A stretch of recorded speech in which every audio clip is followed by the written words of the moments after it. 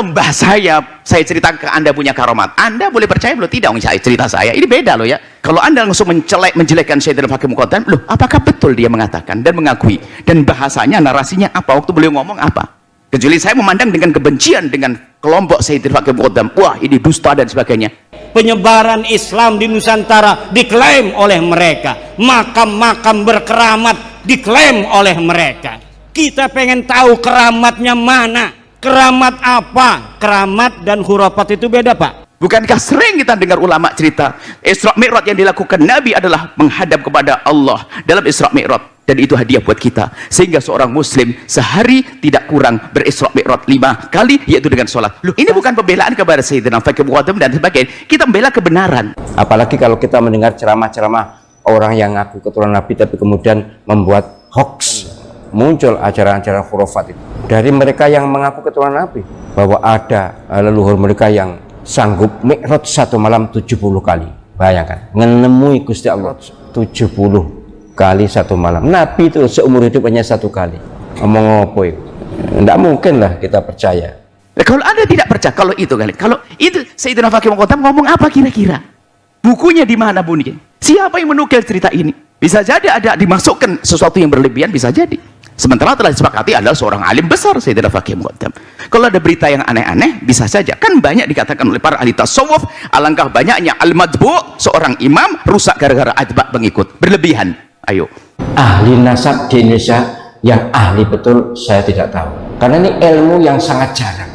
Yang saya tahu dan sangat populer adalah Kiai Haji Imaduddin. Luar biasa. Terserah benar setuju atau tidak setuju bahwa secara akademik ilmiah itu dahsyat sekali. Nih ada keramat, ada khurafat. Kalau keramat, orang waliullah, kelihatan nama orang keramatnya, bisa jalan di air, banyak yang menyaksikan, terus ditulis oleh saya yang menyaksikan bersama-sama orang tuh. Jangan menjelekkan Abdul Qadir Jalil pada Sayyidina Fakih Muqaddam, dia membawa cerita itu barangkali. Kemudian maksudnya 7 kali Isra Mi'raj itu seperti apa maksudnya? Atau hanya mungkin dia sholat 27 kali? Karena sholatnya seorang hamba adalah seperti Isra Mi'rajnya Nabi, dalam arti saat itu menghadap khusus kepada Allah dengan at-tahiyatul mubarakatuh. Mungkin kita tidak tahu seperti itu. Leluhur mereka bangkit membentak malaikat Munkar Nakir. Malaikat Munkar Nakir karena menyiksa orang yang dikubur di sebelahnya Habib ini. Kemudian sambat mengeluh rame malaikatnya bentak Melayu. Tidak mungkin malaikat kalah dengan orang alim sealim apapun, kecuali Rasul, dan Rasul tidak mungkin membentak, itu tidak mungkin. Jangan langsung gara-gara keramat yang aneh dinisbatkan pada Syekh Abdul Qadir Jalil, kita bilang, "Wah, Qadiriyah enggak benar semuanya." Loh, Anda ini apa? Sayyidina Fakih Muqaddam, kemudian Aba Alawi salah semua. Syekh Alawi Al-Bantani Masya alal ma'i fi Bali. Ketika jalan-jalan di Bali, saya melihat bahwa Kiai Alawi berjalan di atas air. Itu namanya Kitabatul Karamah, menulis keramat para wal. Lah model manusia begini loh penghancur kerusahaan, muat kerusahaan. Habaib, dicari omongan habaib yang nggak benar lalu diangkat lalu mengatakan habaib begini, doktrin tentang khurafat dan sebagainya. Kami belajar dengan habaib. Anda pun juga melihat apakah saya menghadirkan khurafat? Awas, keramat para wali itu yang ada yang hanya khurafat. Apa itu? Keramat yang nggak ada tapi dibohong-bohong. Saya itu sudah membimbing puluhan dokter. Saya belum pernah ketemu orang yang meneliti sehebat Kiai Imaduddin. Itu dahsyat, luar biasa. Meneliti dari abad 3 Hijriah, kitab-kitab dilacak semuanya. Allah, saya kagum dengan ketelatenan, kemampuan, kemauan itu. Dan hasilnya ternyata teruji, valid itu siddiq itu benar. Ini loh penfitnah, pengen menanamkan kebencian. Habaib, khurafat semuanya. Loh, ada 1-2 habaib yang tidak sempat belajar dengan benar barangkali, lalu omongannya salah-salah. Apakah itu akan jadikan kita ukuran? Saya belajar dengan para habaib, saya tahu ilmu-ilmu beliau juga, karena kita belajar dari beliau. Dan setelah itu ilmunya kami serap, kami rekam, kami sampaikan. Mana khurafat? Syekh Tubagus Mogi bisa muncul dari sumur. Dia pergi ke Bali tidak melalui bandara, tidak melalui Banyuwangi. Dia masuk ke sumur di dapurnya, kemudian keluar di jet pumpnya Yai Suryadi. Itu namanya khurafat, tidak terjadi tapi ditulis-tulis. Tapi ada Habib ini loh, itu yang itu. Saya kan tidak ngambil yang itu. Anda mengambil kejelekan omongan dari Habaib lalu Anda ingin merendahkan Habaib. Anda pun fitnah. Siapa Anda? Anda ingin mengadu menjadikan umat Nabi Muhammad bermusuhan? Saya belajar dari para Habaib yang ulama, hebat mereka. Dan kami lihat pemikiran mereka adalah pemikiran yang indah. Itu namanya khurafat, tidak terjadi tapi ditulis-tulis. Kebanyakan ada penelitian dari ilmuwan di Timur Tengah yang ada di kitab-kitab Ba'lawi itu bukan karamah tetapi khurafat. Kami hanya heran kepada manusia yang menanamkan kebencian. Jadi permasalahan kita bukan urusan Habaib ada yang salah, khususnya salah manusia yang mencoba mengangkat mengangkat sisi-sisi tertentu untuk membuat permusuhan, penfitnah dia. Tidak ada kakek bersama antara Ba'lawi dan Nabi Muhammad selama 45.000 tahun dalam ilmu DNA. Ini secara umum segala nasab, kalau satu kelompok yang menisbatkan bahasanya dia punya nasab kepada orang tertentu, Anda tidak berhak untuk otak-atik. Ini siapapun nasab ke siapapun, apalagi kepada baginda Nabi SAW. Kalau ditanya ahli nasab siapa? Ya Kiai Imaduddin. Wah, dia tidak spesialis nasab. Memang tidak ada kuliah spesialisasi nasab, tidak ada. Hanya diketahui dari perilaku ilmiahnya, tulisannya. Orang diketahui keahliannya adalah dari tulisannya. Berarti kalau ditanya siapa ahli nasab Indonesia, ya Kiai Imad. Karena masa depan itu ketika ingin menelusuri keturunan Nabi, cukup lihat tes DNA-nya dulu. Oh, tes DNA J1. Oke, masuk dalam penelitian. Kalau misalnya haplogrupnya kayak Ba'lawi, G, kita mau ngapain saja di dalam ilmu nasab, ilmu sejarah, pasti ini ujung-ujungnya putus. Jangan sampai ada gerakan, ini ada gerakan di kampung ini adalah penentuan nasab, jangan-jangan salah ini DNA, bahaya itu. Sudah kita putus, nggak boleh, nggak ada. Penetapan nasab dengan DNA sudah selesai. Apalagi sampai membatalkan nasab, naudzubillah, qadzaf. Membatalkan nasab, orang ini bapaknya ini, dikatakan tidak sah gara-gara DNA. Anda harus datangkan siapa bapaknya, kalau tidak ada dicabut 80 kali, hati-hati. Kalau secara penelitian, secara DNA sudah jelas dibuka di umum, kok penjenengan masih ngotot, itu masalah. Yang masalah pada penjenengan sendiri. Sebab kalau penjenengan bukan keturunan Nabi, ngaku keturunan Nabi, itu masalah besar. Apalagi DNA sudah jelas. Ini yang tes DNA orang luar, orang Indonesia ada beberapa sama, haplogrupnya G, dan itu bukan Arab dan bukan Hashim, apalagi Bani Hashim, bukan. Itu dari Kaukasus. Dari mulai Aceh sampai Papua, kita akan cari family matching dari sisi ilmu DNA, kita akan cari family matching dari ilmu nasab. Di mana kakek-kakek kita bersama? Kenapa? Agar persatuan Indonesia bukan hanya perjanjian di atas undang-undang dasar, tapi juga persatuan di atas sesama darah bangsa Indonesia. Jangan main-main DNA. Anda misalnya sudah tentu, Anda anaknya si fulan. Kemudian saya kok iseng, langsung cari DNA. Wah, nggak bener kan DNA? Nggak bisa. Kalau ini bukan bapaknya siapa? Ayo. Kalau kita tidak bisa menentukan, maka saya dicambuk.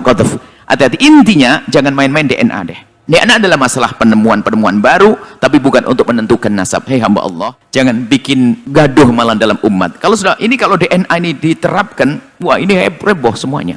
J1 itu Nabi atau Bani Hashim ya. J1 itu Bani Hashim. Nah ini tidak ada yang tes tuh, yang J1 itu nggak ada. Sak dunia itu 180 wong itu tidak ada. Terus piye itu? Masuk cek ngotot aja. Malah diharamkan malah yang di DNA ini. Wah aneh. Nah ini nasabun batilun mardudun maudhu'un munqati'un. Bahaya orang utaati nasab itu. Dan itu tidak harus sampai derajat 100%. Karena 100% itu gimana sih mempercayai nasab 100%? Kecuali Anda lihat waktu hubungan suami istrinya waktu kelahirannya. Kalau berkaitan dengan masalah akidah begitu, berarti kita harus adakan verifikasi. Setiap orang yang mengaku sebagai turun Nabi, berita itu bisa benar, bisa salah. Kalau berita itu bisa benar, bisa salah, bagaimana cara kita memverifikasinya? Ya kita lihat data-datanya. Bahkan dikatakan, para imam mengatakan kalau ada sekelompok orang Anda mendengar, mengetahui dari keluarganya mengatakan bahasanya dia punya nasab pada Rasulullah, cukup Anda percayai. Saya sebagai orang akademik dan saya bertahun-tahun mengajar metodologi penelitian hukum Islam di S3. Saya nyadar betul bahwa memang masalah nasab ini perlu diteliti secara ilmiah jika dipersoalkan, dan sudah ada produk ilmiahnya, sudah ada. Kenapa lalu dimasalahkan? Pakai dalil haram, makruh, sesat, kafir, nggak bisa. Masa depan akan ditertawakan oleh peradaban. Daripada nanti malu, lebih baik sekarang yang rapih mundur pelan-pelan. Udah biarin aja itu Ki Imad Dajjal. Kamu mau percaya mau enggak dengan nasab kami, silahkan dah. Udah begitu aja udah. Ustaz, lapo siapa sebenarnya yang ahli nasab di Indonesia? Wih, enggak itu ya. Ahli nasab di Indonesia yang ahli betul saya tidak tahu, karena ini ilmu yang sangat jarang. Yang saya tahu dan sangat populer adalah Kiai Haji Imaduddin. Itu luar biasa. Terserah penyanyi dia tidak setuju bahwa secara akademik ilmiah itu dahsyat sekali. Sayangnya itu hanya untuk penelitian apa? Magister kayaknya, tesis ya. Itu andai kata digunakan disertasi pun menjadi disertasi yang sangat unggul. Saya itu sudah membimbing puluhan doktor. Saya belum pernah ketemu orang yang meneliti sehebat Kiai Imaduddin. Itu dahsyat, luar biasa. Meneliti dari abad 3 Hijriah, kitab-kitab dilacak semuanya. Allah, saya kagum dengan ketelatenan, kemampuan, kemauan itu. Dan hasilnya ternyata teruji. Soal setuju nggak setuju terserah, tapi secara akademik teruji, valid itu siddiq itu benar. Jadi kalau ditanya ahli nasab siapa, ya Kiai Imaduddin. Wah, dia tidak spesialis nasab, memang tidak ada kuliah spesialisasi nasab, tidak ada ya, hanya diketahui dari perilaku ilmiahnya, tulisannya. Orang diketahui keahliannya adalah dari tulisannya. Mereka nulis kok gak bisa diketahui, ini kan nulis dia, dan bahkan kemudian didiskusikan, didialogkan. Berarti kalau ditanya siapa ahli nasab Indonesia, iya Kiai Imad. Oh tapi begini, sudahlah, pertanyaannya kan begitu, siapa yang ahli? Yang saya tahu itu kiai-kiai yang lain alim tapi bukan ahli nasab. Tidak mudah ini golek ahli nasab itu. Nyapa tak kok ini golek perkara atau golek ini perkara saya. Pokoknya jangan mencela, jangan mencaci, jangan menghina, jangan meremehkan, hormati semuanya termasuk habaib. Dan andai kata penyanyi termasuk yang ikuti pendapat atau arus Kiai Imaduddin yang tidak mengakui bahwa Pak Alawi itu nasab sambung ke Nabi, tetap boleh dipanggil Habib, tetap harus dihormati, walaupun penjenengan tidak mengakui ketersambungan nasab Pak Alawi kepada Nabi. Memang ya, kalau penjenengan mengikuti itu ya susah untuk tidak percaya. Saya sebagai akademisi jelas harus percaya, secara akademik tidak bisa dibantah. Perkara yang tidak setuju ya banyak, hal-hal yang tidak setuju banyak. Tapi ini penting untuk saya tegaskan, bagi saya itu gini loh, yang terpenting itu sebenarnya yang paling berkepentingan itu para habaib. Lebih bagus tidak mengakui keturunan Nabi tapi keturunan Nabi daripada mengakui tapi bukan. Itu berbahaya sekali untuk keselamatan akhirat. Apalagi sudah ada beberapa yang mimpi tentang ini. Kalau saya takut ya, kalau saya takut tetap ngotot sebagai keturunan Nabi itu takut. Bahkan sebaiknya kalaupun keturunan Nabi sebaiknya tidak usah ngomong, itu lebih bagus. Ini bolak-balik tak sampaikan lagi. Ben blanger. Nanti kita akan berusaha mengumpulkan data-data dari arsip nasional. Kita akan bikin nasab Nusantara. dari mulai Aceh sampai Papua. Kita akan cari family matching dari sisi ilmu DNA, kita akan cari family matching dari ilmu nasab.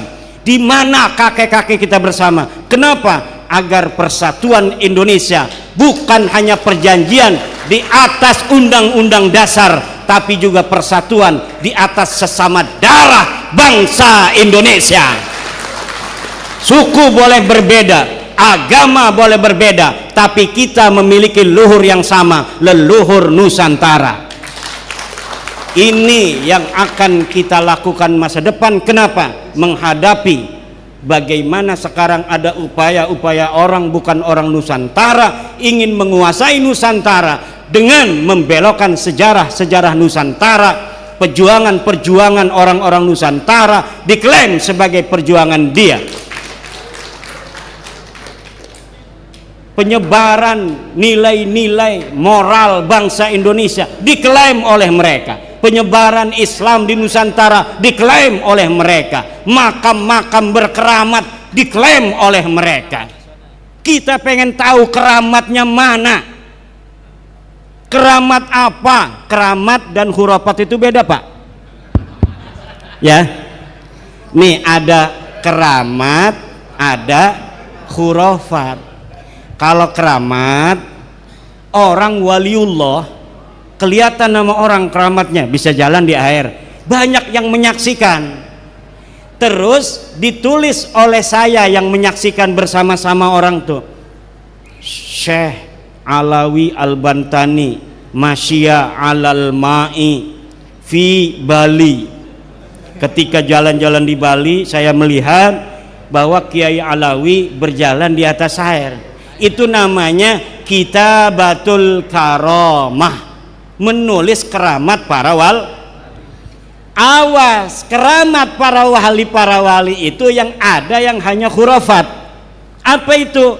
Keramatnya nggak ada tapi dibohong-bohong. Syekh Tubagus Mogi bisa muncul dari sumur. Dia pergi ke Bali tidak melalui bandara, tidak melalui Banyuwangi. Dia masuk ke sumur di dapurnya, kemudian keluar di jet pumpnya Yai Suryadi. Itu namanya khurafat. Tidak terjadi tapi ditulis-tulis. Kebanyakan ada penelitian dari ilmuwan di Timur Tengah yang ada di kitab-kitab Balawi itu bukan karamah tetapi khurafat. Kejadiannya ndak ada tapi ditulis-tulis Mi'raj 70 kali. Ditulis-tulis bahwa dia baca salam kepada Rasulullah, tidak berhenti baca salamnya kecuali dijawab oleh Rasulullah Muhammad sallallahu alaihi wasallam. Pas saya teliti, namanya Ali Qoli Qosam. Jangankan dia berkeramat, orangnya saja aya. Ora ono, namanya saja tidak ada. Dari mana sih ngomong orangnya tidak ada? Kalau Ki Alawi tadi itu kereng karena babnya rijalul hadis. Kereng, tahu kereng? Ketat dia itu, keras ketat. Jadi Ahmad bin Isanya aja dianggap tidak ada. Kenapa Ahmad bin Isanya dianggap tidak ada?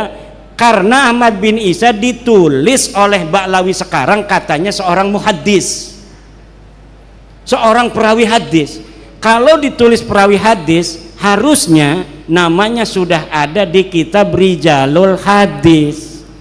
Kiai Alawi sudah meneliti seluruh kitab Rijalul Hadis, tidak ada namanya Ahmad bin Isa. Maka dia katakan Ahmad bin Isa jangankan meriwayatkan hadis, orangnya saja tidak ada. Kenapa? Beliau standarnya ilmu hadis. Kalau saya standarnya ilmu nasab.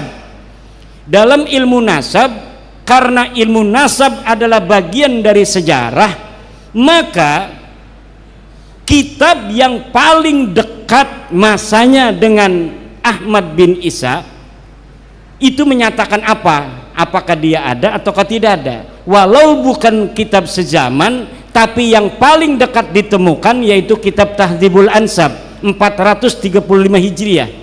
Dia wafat 345, tapi kemudian 100 tahun kemudian ada yang mencatat namanya.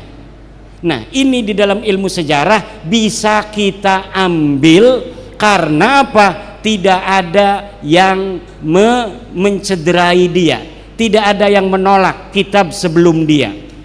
Kalau ada kitab yang menolak Tahdhibul Ansab bahwa Isa al-Arad, Isa bin Muhammad An-Naqib, tidak ada nama anaknya Ahmad bin Isa, maka ini rungkatnya bukan dari Ubed, rungkatnya dari Ahmad bin Isa. Dan sudah ada penelitian di Mekah, Ahmad bin Isa ini memang nasabnya juga batal. Tetapi saya kasihan kalau terlalu banyak yang batal-batal. Udah nggak apa-apa dah, karena ada, walaupun jaraknya 100 tahun dari masa wafatnya Ahmad bin Isa, kita temukan kitabnya namanya Tahdhibul Ansab. Tahdhibul Ansab menyatakan Isa punya anak namanya Ahmad, maka kita pegang bahwa memang Isa punya anak Ahmad, walaupun tidak ada sebelumnya kitab yang sejaman yang menyatakan itu. Kenapa? Kasihan. Karena kalau ini pun kita tolak, jaraknya lebih panjang lagi keterputusan nasab Ba'lawi ini. Kita hitung dari 345 ini kita hilangkan sampai ke ayahnya Muhammad An-Naqib dihitungnya. Kapan Muhammad An-Naqib itu wafat, di situ kita hitung keterputusan. Begitulah ilmu sejarah dan ilmu nasab bekerja untuk mengisbat nasab. Tidak ada kitab nasab yang menyatakan Ahmad bin Isa punya anak Ubed. Karena kita sudah mengakui secara lemah pun bahwa Ahmad bin Isa ini ada, maka kita kemudian mencari dia punya anak berapa. Dia punya anak 3, Muhammad, Ali, Husain. Kitab ini 550 tahun mengatakan yang sama, anaknya 3, Muhammad, Ali, Husain. Baru di tahun 895 Hijriah, Ali bin Abu Bakar As-Sakran Ba'alawi mengarang kitab namanya Al-Burqatul Musyiqqah. Di sini dia bilang anaknya Ubed ini bagian daripada anaknya Ahmad bin Isa. Begitu ceritanya. Itu dari ilmu nasab. Ilmu sejarah, ilmu sejarah, kitab sejarah ditulis sejak abad ketiga Hijriah. Abad kedua Nasabu Quraisy, Tarikh Baghdad, kemudian di sekitar Yaman itu ada Tabaqat Fuqaha'il Yaman, ada Tabaqat Sulaha'il Yaman, ada As-Suluk fi Tabaqatil Ulama wal Muluk, ada Musallam Al-Lahaji, ada kitab Mir'atul Jinan. Semuanya tidak mencatat keluarga Ba'alawi Abdurrahman Segaf sebagai keturunan baginda Nabi besar Muhammad SAW. Baru ada setelah abad 9. Kalau dari abad 9 sampai sekarang 170 kitab pun ada. Tetapi dalam kaidah ilmu nasab, la yuhtaju bikasratil masadiri idza kana asluha min marji'in wahidin. Tidak dijadikan hujjah kitab-kitab yang banyak itu apabila kembalinya kepada satu referensi, Al-Burqatul Musyiqqah. Jadi banyaknya kitab kemudian yang menyebutkan itu tidak bisa digunakan sebagai dalil bahwa nasab mereka sahih, tidak bisa, apalagi bukan kitab nasab. Sedangkan tidak ada kitab nasab di abad 9 sampai bawah yang mencatat nama mereka. Yang ada itu kitab Tuhfatut Talib di abad 10. Kitab Tuhfatut Talib baru mencatat nama Alwi, Sohib Mirbat, Khali Qasam, Mupaki Muqaddam, baru dicatat di abad 10 kitab nasabnya. Kalau bukan kitab nasab, Al-Burqatul Musyiqqah itu kitab tasawuf, itu di abad ke-9 Hijriah. Makanya Kiai Nur Ihya itu kereng juga. Kereng itu artinya pelit. Dia itu mengatakan putusnya 651 tahun. Kenapa? Karena kitab nasab yang pertama mengatakan itu ada di 966 Hijriah, kitab Tuhfatut Talib. dihitung dari 345 Hijriah sampai ke 996 itu 651 tahun. Kalau saya orangnya loman, orangnya baik, enggak kereng kayak Kiai Alwi, enggak kereng kayak Kiai Nur Ihya. Kalau saya memadukan antara ilmu sejarah dan ilmu nasab, menurut ilmu nasab 651, menurut ilmu sejarah 550 tak, saya ngambilnya yang kecil, putus 550 tahun. Kenapa? Kasihan. Kenapa kasihan? Karena ajaran Wali Songo penuh kasih sayang. Kasihan, terlalu panjang nanti makin sedih kan. Begini aja udah marahnya luar biasa. Ini kita ngomongin putus 550 tahun aja marahnya beneran, apalagi kita ngomong putusnya 650 tahun. Ketiga, dari ilmu DNA. Ini putus dari ilmu DNA. Bagaimana? Karena di dalam kitab Nasab Muqaddimah fi Ilmil Ansab, karya daripada Syekh An-Nasabah Khalil bin Ibrahim Ad-Duailimi, itu sudah dikatakan haplogrupnya orang Arab itu J1. Lihat kitab Muqaddimah fi Ilmil Ansab, sudah ada di sana, Pak. Orang Arab, turunan-turunan Quraisy semuanya J1 kalau tes DNA. Kalau bukan J1 itu bukan orang Arab. Nah, bagaimana dia itu bisa menjadi keturunan Nabi kalau orang Arab aja bukan? Jadi masa depan nih Pak, hasil tes DNA kayak Ba'lawi ini nggak mungkin lagi dibahas dalam ilmu nasab dan ilmu sejarah tentang dia valid ataukah tidak. Karena masa depan itu ketika ingin menelusuri keturunan Nabi, cukup lihat tes DNA-nya dulu. Oh, tes DNA J1, oke, masuk dalam penelitian. Kenapa? Karena sudah ketahuan orang Arab, garis lurus laki-lakinya. Kalau misalnya haplogrupnya kayak Ba'lawi, G, golep.